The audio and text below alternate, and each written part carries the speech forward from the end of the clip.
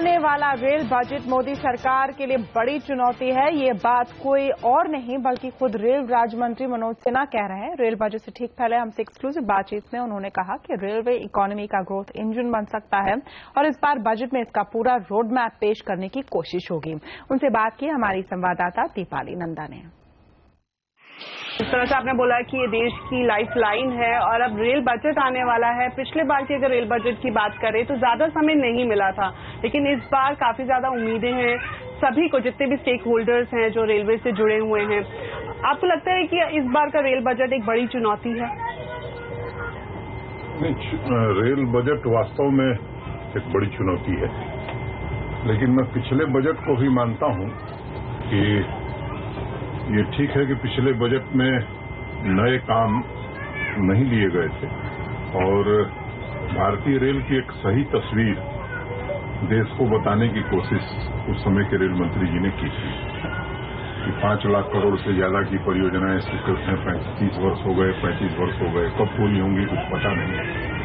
तो मैं ये कह सकता हूं कि देश ने सच्चाई पिछले बजट से जाना और जो सीमित संसाधन रेलवे के पास थे उनमें से शीर्ष प्राथमिकता की परियोजनाएं क्या होंगी, इनको सबसे ज्यादा महत्व दिया उन्होंने और उस पर अधिकतम धन भी उपलब्ध कराया, जिसके कारण कई परियोजनाएं पूरी हो गई और उसका लाभ भारतीय रेल को मिलने वाला है। निश्चित रूप से इस बार का जो बजट होगा चुनौतीपूर्ण तो है ही, क्योंकि अगर आप देखें तो भारतीय रेल का जो इंफ्रास्ट्रक्चर है, ढांचा है, आजादी के बाद लगभग 2.25 गुना बढ़ा है। यात्रियों की जो संख्या हमारी है, या मैं कहूं कि पैसेंजर ट्रैफिक हमारा 8 गुने से ज्यादा बढ़ गया है और फ्रेट ट्रैफिक भी लगभग 7 गुना बढ़ गया है। तो ये जो भारी गैप है इंफ्रास्ट्रक्चर और ट्रैफिक के बीच, मैं समझता हूं सबसे बड़ी चुनौती यही है कि इसको कैसे भरा जाए। प्रधानमंत्री जी की भी बड़ी इच्छा है और रेल मंत्री जी भी काफी प्रयत्नशील हैं कि सीमित संसाधन के बावजूद अधिक से अधिक प्रयत्न ये हो रहा है कि संसाधन जुटाए जाएं और इस गैप को जल्दी से जल्दी कैसे भरा जाए। मैं समझता हूं ये इस बजट की मूल प्राथमिकता होगी। सर बिल्कुल, आपने एक की एरिया बताया कि इंफ्रास्ट्रक्चर को किस तरह से मजबूत किया जाए, वो एक बड़ा चैलेंज होगा। इसके अलावा अगर हम दूसरे एरियाज की बात करें, चाहे इन्वेस्टमेंट हो या फिर जो पैसेंजर एम्यूनिटीज हैं, उसे किस तरह से फोकस में लाया जाएगा इस रेल बजट में? स्वाभाविक रूप से इंफ्रास्ट्रक्चर की जब हमने बात की तो उसमें यात्री सुविधाएं भी हैं, संरक्षा भी है, सुरक्षा भी है, क्योंकि जब तक हमारे पास आधुनिक और पर्याप्त इंफ्रास्ट्रक्चर नहीं होगा, मैं समझता हूं कि बाकी माने चाहे वो पैसेंजर एम्यूनिटीज का मामला हो, सेफ्टी या सिक्योरिटी का मामला हो, उसको पूरा करने में हमें कठिनाई जाएगी। तो मुख्यतः फोकस इस बात पर रेल मंत्री जी इस बार देने वाले हैं, प्रधानमंत्री जी की भी इच्छा है और यात्री सुविधाओं की दृष्टि से अनेक नए काम भारतीय रेल ने पिछले दिनों किए हैं, आगे आने वाले दिनों में भी हम करने जा रहे हैं।